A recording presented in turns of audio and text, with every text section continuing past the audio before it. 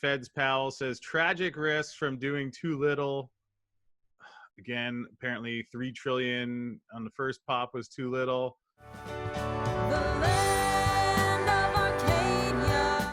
Well, hello there, my friends. Chris Marcus here with you for Arcadia Economics. And as we continue on in October, to me, it's quite an exciting time. I guess there's something exciting about any day of the market where that's how life is and things are moving. Yet, certainly when we have the combination of more stimulus, when there's already unlimited stimulus in QE, and then now the presidential election, and shockingly enough, people are saying, wow, maybe gold might make a little more sense than treasuries. And we will dig into all these fun things today with my new friend, Fred Bell of Elemental Royalties, who has quite a journey he's been on and some cool things he's doing in the gold space. So Fred, it's great to have you here and talk some gold in the markets. And how's everything going with you today? Very excited to be here, Chris. Thanks. Dialing in from London. So it's one good thing about, I suppose, all the terrible news that's happened with COVID over the past year has been how much we've been able to keep business going online and virtually. And I think just today, been talking with investors, shareholders, partners in Australia, Toronto, Vancouver, and now with you. So it's you can do an awful lot from one room today that I don't think you could have done even last year. Yeah, and I think that's the cool, positive silver lining. Wink, wink. We're big silver fans, although we love gold here too on the show, Fred. And along the lines of what you were saying, it is cool that you have the ability to really more easily than ever interact with people around the world. So love to get your perspective as we see gold in 1880s in dollars today.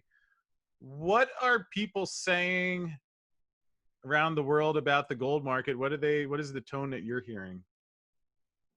I think that with operators and with producers in the gold space, I think that initially people are being quite cautious because, of course, a lot of people in the mining industry, veterans of one cycle or two cycles, they don't want to repeat the same mistakes they did before. And with mining companies, you sometimes have a 10-year investment cycle.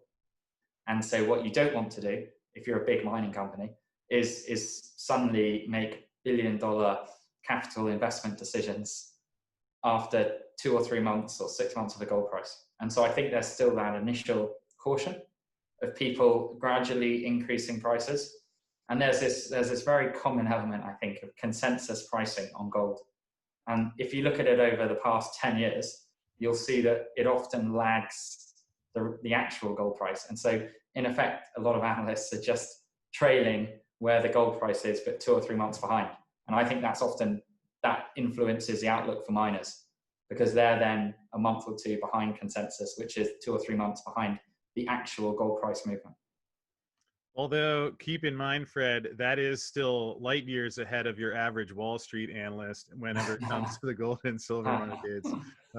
So although, I don't know, maybe some of them noticing things like Fed's Powell says tragic risks from doing too little.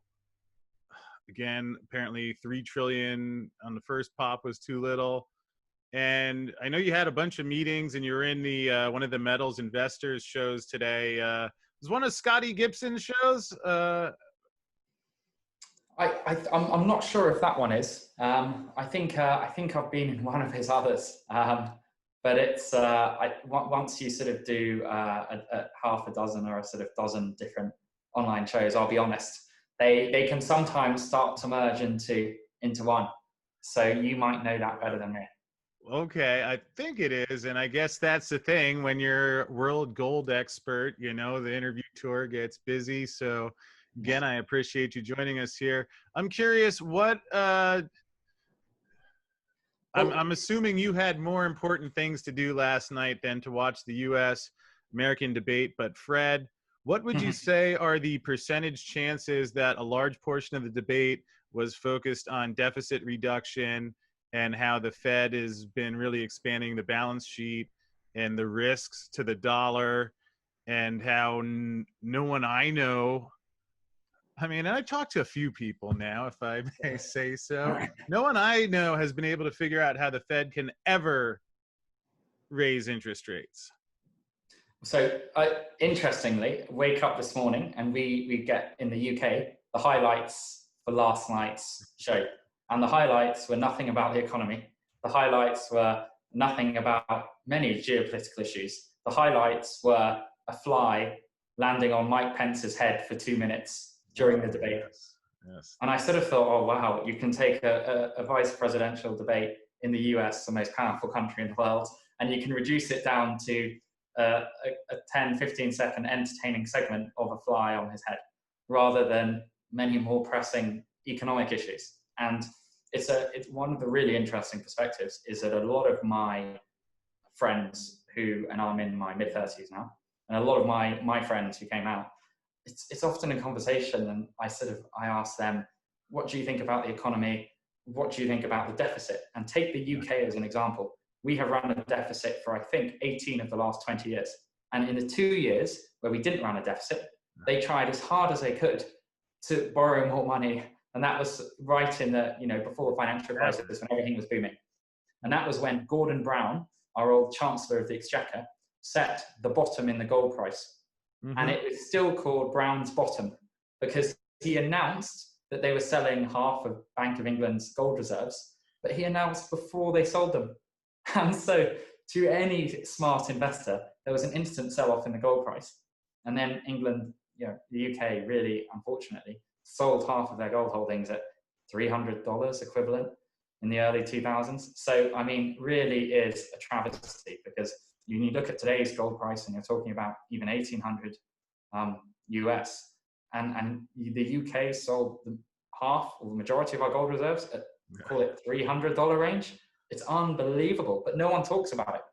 No one says, hey, your chancellor just blew billions and billions selling something in a fire sale and announced before he was going to do it. Fred got to get reelected. No time for discussion about things like that. I mean, I know it's a presidential debate, but the fact that U.S. debt, 27 trillion plus, although I don't know what's going on there. Maybe maybe Nigel Farage is kicking some ass over there. But you said only 18 out of the last 20 years. I guess the British politicians, they could take some lessons from our colony over here, where we get 20 out of 20. I mean, we double the debt load every administration that comes into play. So, based on that, not only do we already. Now, I guess I take a little more heat here because I'm a big silver fan, and everybody wants to see $50 silver, which I do think we will see. But I mean, let's be clear, like for the gold market, we're not talking about one day or when crazy Uncle Goldbug Ned, is finally. I mean, it's already hit all-time highs. It's still at 1900, but I guess what's stunning to me is that no one can figure out how the Fed can raise rates. The printing press is going to win the election. And it's like, even where we are, I don't know, can you think of some way that there isn't going to be more money printing and more investors being forced into gold? Short answer, no. And the reason is because it's not the number one item in the political discourse in the vast majority of the world's leading countries. I don't think it's even item number 5, 6, or 7. I think it's generally a subject that no one wants to talk about, but it's a huge elephant in the room. And it may well be something, it may take something like the financial crisis, the global financial crisis, until it comes into plain sight. And unfortunately, by that point, it's probably going to be an even bigger problem. And if you look around Europe and you look at Japan and the US and a lot of the most developed economies in the world, they are all competing with each other to effectively devalue their currencies. Because if they know that the US is printing money and Japan and the UK are printing money, no one wants to have the highest currency and essentially do themselves out of trade and make their economy uncompetitive. So it's almost a race to the bottom. And unfortunately, you sort of look back to countries that have done that in the past. Argentina, love to do that. Borrow as much money as possible, spend it, and then never pay it back. And 10 years later, say we've changed, borrow as much money as they can really quickly, then never pay it back. Well, Fred, let's be fair. They did change, because didn't Argentina issue that 100-year bond after their last currency crisis? Yes. Yeah. So, I mean, I'm glad I'm not holding that. You know. I mean, it's like some of this stuff, when you say it out loud, it's maybe that, you know, I'm not claiming to be a sophisticated investor by any means, but it's like some of these, like I have this rule of thumb where if you say it out loud, or you try and like say it to a second grader and like could like throws his pudding at you, I mean, probably not a good strategy to follow. Although with all that said, Fred, we'll be serious for a moment here. Given that there's a lot to suggest that the gold rally, even if the price doesn't move, the rally, I guess you could say, continues, certainly for companies that have leverage to gold. And as we have a lot of folks that are in the bullion, in the mining shares, what are some mistakes that they can watch out for? And actually, you know what, I'll say before you answer that, can you tell people a little bit about your background, because it's rather intriguing, and then, you know, maybe you can mix in there some things to watch out for that people won't find in the brochure somewhere. So in terms of my background, I did something that is probably a lot more common in the UK, which I did an arts subject at university. And I think a lot of people in the US might go into economics, might go into politics. A lot of people in the UK historically go into history, English literature, philosophy, but then go into a completely different job. And I did history at university, which actually has been incredibly, I never thought it would be, but it's been incredibly useful to give me perspective, both within mining specifically, but also in the wider economy. And I did history at university, and almost accidentally found myself coming into the mining industry. And I had always done some work for it, for companies in the sector, mainly as experience. But my first job coming out of university was with what is now Investec, so one of the investment banks. And I was a real estate analyst, actually, working on the team. And I got a call from people I knew in the mining space who said, Fred, do you want to come and join this junior exploration company? And half of me, the sensible half, was going, that sounds like a terrible idea. And the other half of me was saying, okay, you're young, you can take a chance now and go and do this. And so that was, I ended up flying to Australia, and the main project was in Malawi. And we also had some in Australia, and I spent a year and a bit there working with one of my partners now. And I took over a shell company in my spare time when I wasn't sleeping in the UK. And then I came back to the UK. It was a gold project in Ghana in West Africa. And we raised some money, appointed directors, took it to list in London. And that whole experience, both the benefits and the disadvantages of it, led me into where I am now, which is the royalty space. And with the company where we've just recently listed it in Canada. So with that brief overview of my background, I think if you're an investor in the precious metals space, you've got a number of basic options. You can invest in the physical commodity, and that's very simple. Gold goes up by $10, your investment goes up accordingly. Gold goes down, your investment goes down. Then you can go into the mining companies themselves. And the big challenge with that, and having been in the industry now for the best part of 17 years, the big challenge with that is knowing all the intricacies of each company, the jurisdiction they're working in, knowing the assets they have. And that's generally, if I was doing that, I would probably do it through a specialist mining fund, people whose entire life revolves around analyzing, following, evaluating the companies, and knowing which are the good ones and which aren't. And then probably the other best way to play the royalty space, and this is the gold space, sorry, and this is where I am, is the royalty space. And the reasons for that is you're essentially taking the cream off the top of the cake in terms of leverage to gold without all the risk.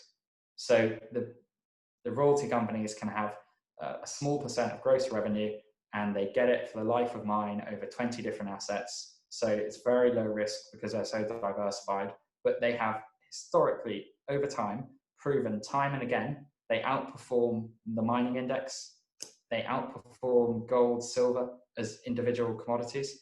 And that is why the model is so powerful. And that's why I think that's really what persuaded me to set up a company in the space as well.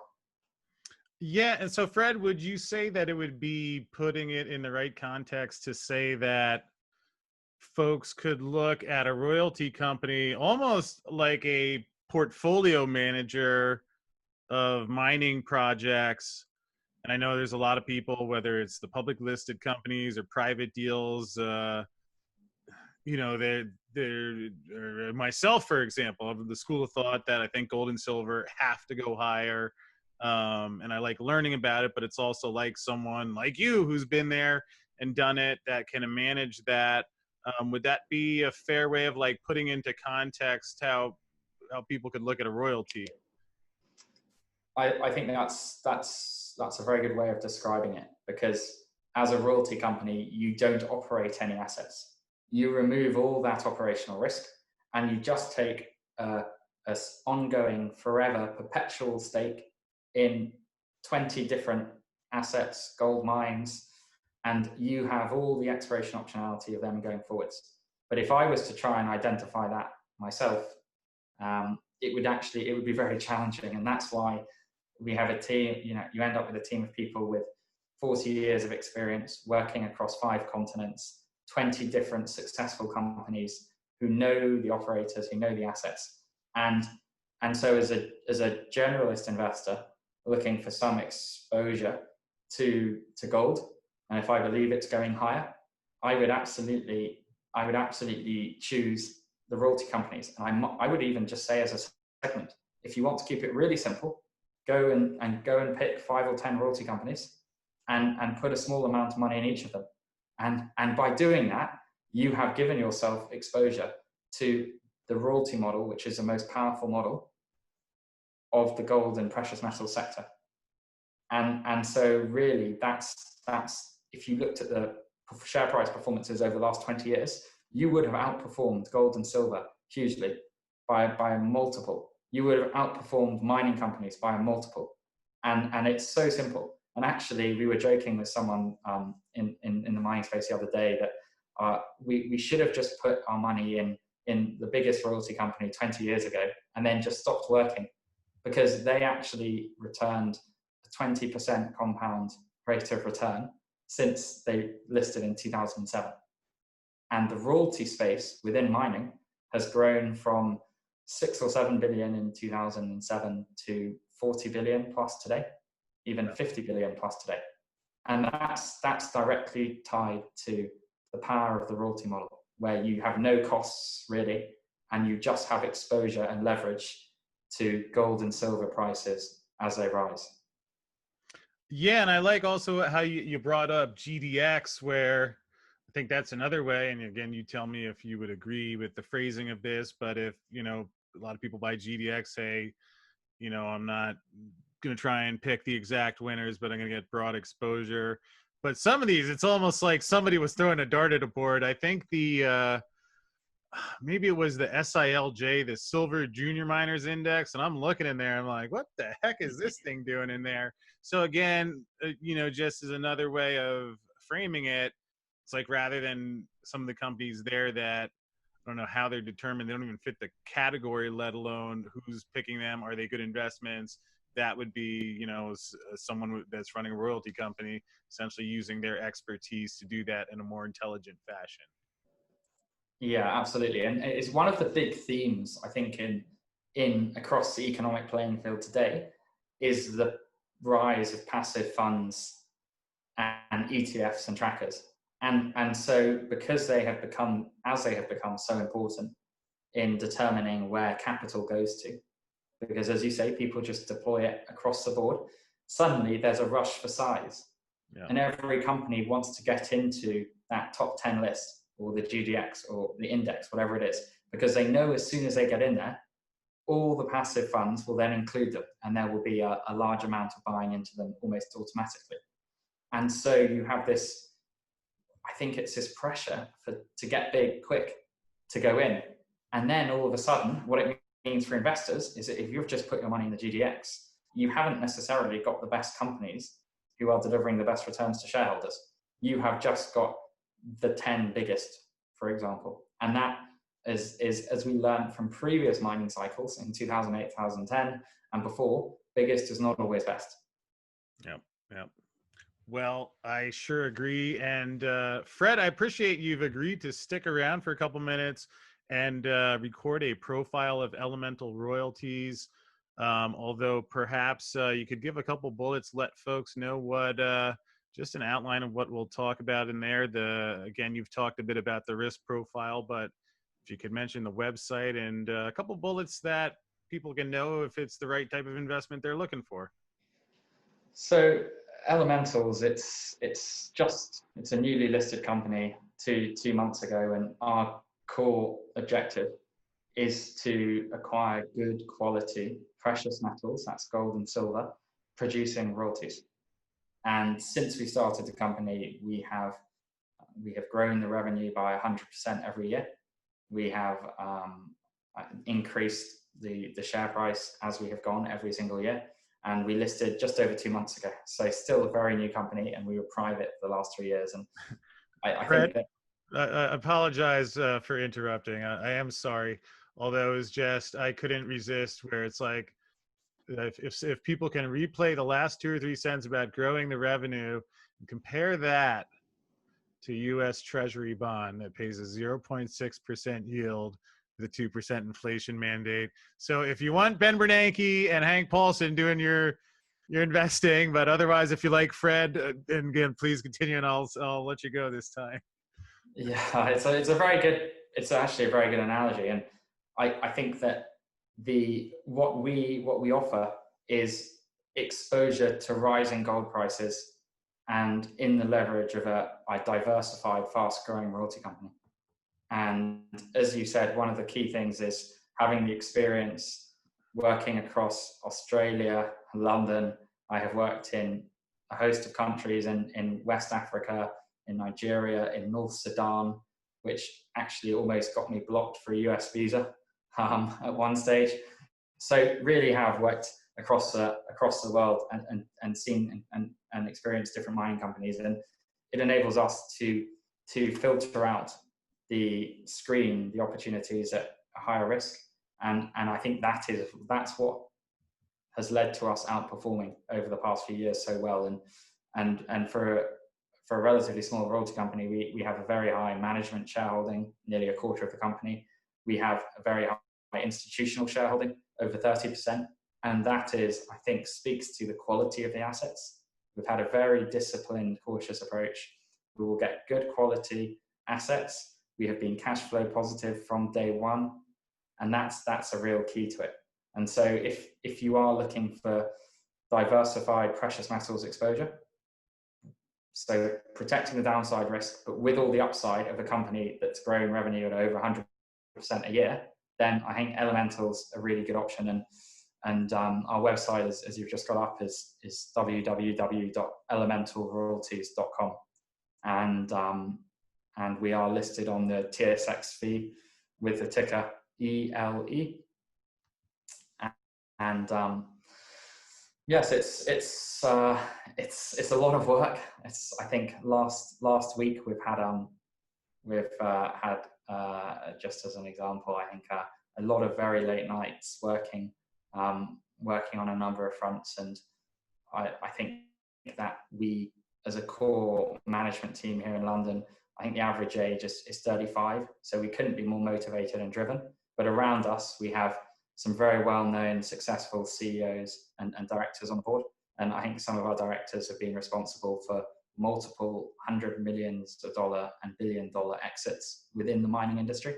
So that really gives us the network and the contacts that we can identify good opportunities and sort them out. Yeah, it sure does. And being part of the discovery group, helpful. So folks, again, the link to Elemental Royalties in the description field below. And fortunately, Fred is going to record a interview where we dig a little bit more into the company, and that is coming your way now.